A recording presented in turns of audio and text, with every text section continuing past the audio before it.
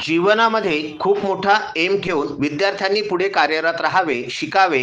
बाल महोत्सवाचे आयोजन करणाऱ्यांना आपण धन्यवाद देतो. या निरागस बालकांना त्यांच्या कलागुणांना वाव देण्याकरिता चाचा नेहरू विभागीय बाल महोत्सव अतिशय महत्त्वाचा असून प्रत्येक विद्यार्थ्याने डोळ्यासमोर खूप मोठे एम ठेवून कार्यरत राहावे व शिकावे असे प्रतिपादन जिल्हा परिषद मुख्य कार्यपालन अधिकारी संजिता मोहपात्र यांनी केले. त्या चाचा नेहरू विभागीय बाल महोत्सवाच्या उद्घाटन प्रसंगी बोलत होत्या.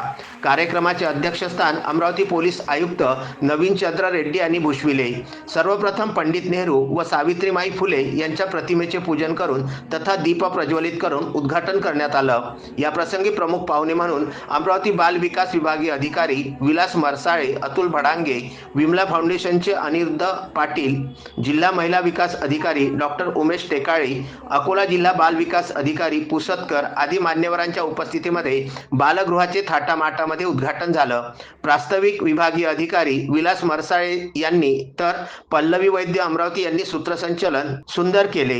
विलास मरसाळे यांच्या हस्ते नवीन चंद्र रेड्डी यांचा शाल व स्मृतिचिन्ह देऊन सत्कार करण्यात आला. यावेळी संजिता मोहपात्र यांचा सुद्धा स्मृतिचिन्ह देऊन डॉक्टर उमेश टेकाळे यांच्या हस्ते सत्कार करण्यात आला.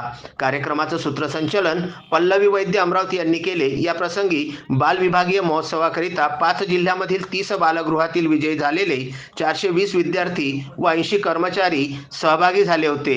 उद्घाटनानंतर मान्यवरांच्या हस्ते क्रीडा ज्योत पेटवून मैदानावरती रंगबिरंगी आकाशामध्ये फुगे सोडण्यात आले.